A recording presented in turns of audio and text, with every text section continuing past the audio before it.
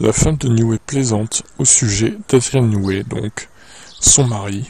Rendez-vous dans 5 ans, dit-elle. J'ai hâte de te revoir, Marie, cher Marie. On se rattrapera dans environ 5 ans. Donc potentiellement son contrat sera de 5 ans à Newey. Newey a précédemment indiqué qu'il est conscient que le propriétaire de l'équipe, Lawrence Stroll, sera heureux de le laisser contribuer aux évolutions de la voiture 2025. Il se concentrera principalement sur la voiture 2026.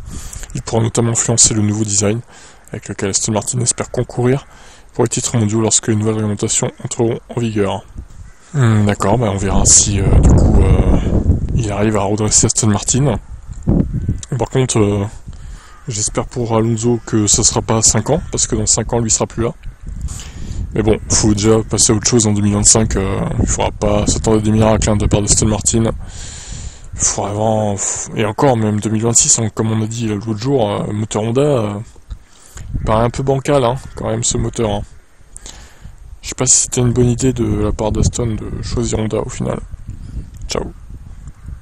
Alors, le gamin de Max, ça sera l'ultime news, parce que bon, ça va, on commence à faire le tour. Cette fois, on a une date probable de sa naissance, révélée par Van der Garde, qui est en contact avec Max du coup. Alors est-ce que les pilotes deviennent plus lents quand ils sont parents? Environ 3 dixièmes pourraient être ajoutés au temps de tour en tant que père. En tant que père lui-même, Van der Garde affirme que Verstappen ne sera de toute façon pas plus lent. La première fois c'est rien. Lorsqu'on demande si Verstappen perdrait des dixièmes. Mais non, mais la deuxième et la troisième oui. J'aimerais voir ça de mes propres yeux. Pour lui c'est quelque chose d'unique à vivre. Bien sûr il y a déjà un petit qui vit dans la maison, Pénélope, une petite pour le coup. Mais c'est super amusant pour lui. Donc oui, ça sera passionnant. D'un autre côté, connaissant Max, il sera complètement concentré sur cette année, sur les premières courses. Alors, date de naissance du gamin, ce petit doit naître dans le courant du mois d'avril, si tout va bien. Mais oui, il doit faire ses courses de toute façon. Alors, par contre, il y a un triple leader au mois d'avril. Donc, 6 avril, Japon, 13 avril, Bahreïn, 20 avril, Arabie Saoudite. Ça serait pas de bol que le gamin, il naisse pendant des grands prix quand même. On verra, mais bon, de toute façon, il ratera pas les courses, Même s'il naît un week-end de GP, vaut mieux qu'il naisse en semaine, on va dire. Mais bon, après, ça, c'est pas lui, il peut pas choisir, quoi, je veux dire, bon. Donc voilà. S'il rate une course, Max, cette année, de toute façon, ça sera parce qu'il sera banni d'une course à cause de son permis à points, là. Ouais, ciao. Ah, parce que c'était pas encore totalement officiel, en fait. D'accord, bon. Là, ça l'est, visiblement. Donc c'est officiel de chez officiel. Cadillac sera bien en F1 en 2026.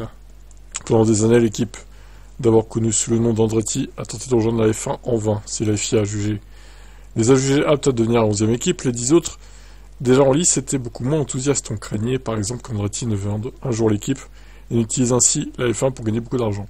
Pourtant, la plus grande inquiétude concernait le montant des prix. Avec 11 équipes, il ne devait plus être partagé entre 10, mais une partie de plus à la place. Les équipes voulaient des garanties, du coup, solides. Au cours des derniers mois, la confiance dans la nouvelle équipe a commencé à se manifester en partie grâce à l'influence de Cadillac, qui fait partie de General Motors. Il ne fait aucun doute que les garanties nécessaires ont maintenant été données, afin que les équipes actuelles soient compensées financièrement par l'arrivée des Américains.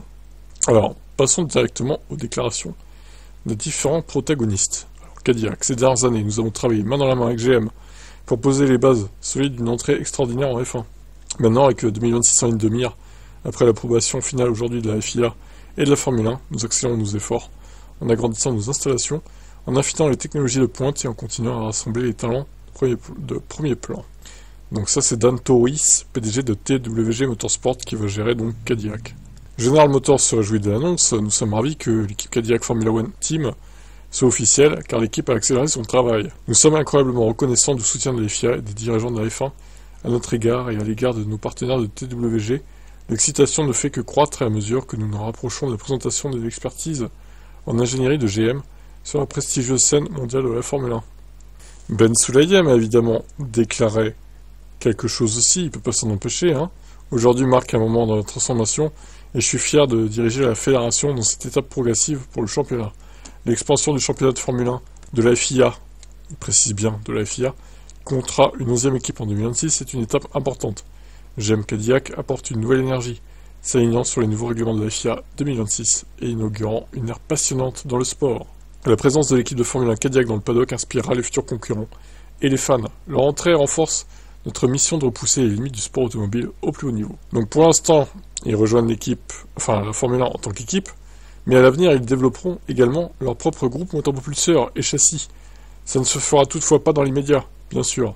Ils ont déjà signé un accord pour les moteurs avec Ferrari la saison prochaine.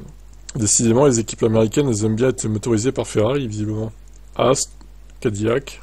Oui, parce que bon, tous ceux qui pensent que Toyota va motoriser Haas, c'est pas fait encore. Hein.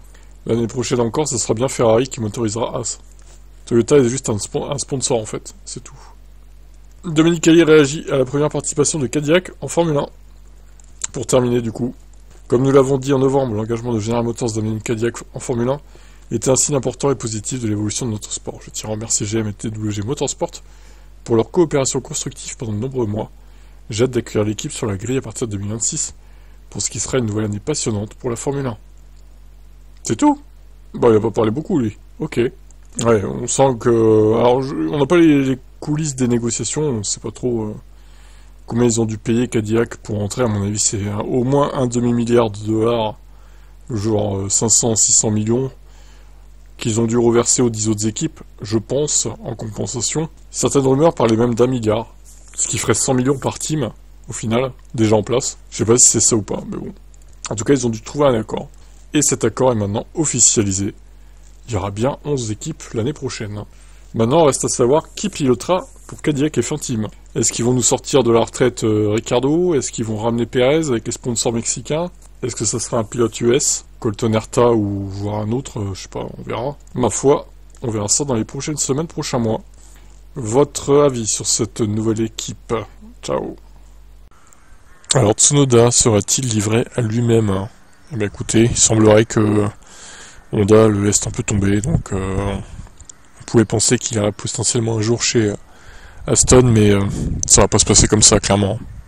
On peut plus faire grand chose pour lui, maintenant, a déclaré Watanabe, soulignant que le pilote japonais doit renforcer sa propre équipe de gestion pour s'assurer un siège en 2026. Les pilotes ne peuvent pas compter sur Honda pour toujours. Quelqu'un du niveau de la carrière de Tsunoda doit penser pour lui-même.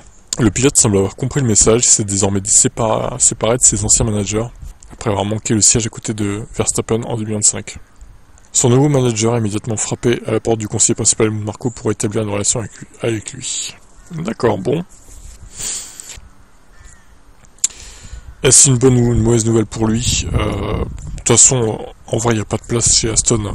Même l'année prochaine, il y aura Stroll encore et Alonso, donc il n'y aura pas de place pour lui. Maintenant, il fera sa vie, quoi. Est-ce qu'il restera une année de plus encore en bouche-trou chez Racing Bulls, puisqu'ils ne pourront pas mettre quelqu'un d'autre, sachant que dans le giron Red Bull, je vois pas qui pourrait mettre à sa place. Ils ont que des rookies. Ils vont pas mettre Adjar avec un rookie l'année prochaine, ça paraîtrait un peu débilisant, quoi. Mais bon. Je vois encore faire une année chez Racing Bulls en 2026. Après, par contre, soit il faudra qu'il trouve un bac ailleurs, soit il se parera de la F1, quoi. Je pense que ça va se finir comme ça. Ouais, ciao.